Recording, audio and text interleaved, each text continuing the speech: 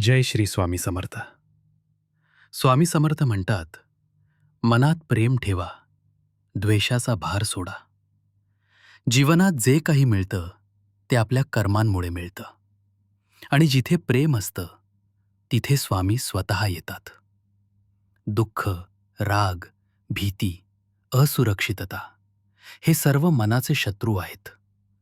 स्वामींच्या नामस्मरणानं हे सारे वितळतात. आजचा दिवस प्रेमानं सुरू करा.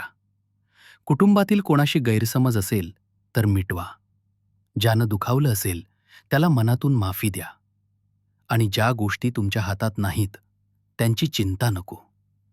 स्वामी समर्थ तुम्हाला सांगतात, प्रेमानं वागा, मी तुमच्यासोबत आहे.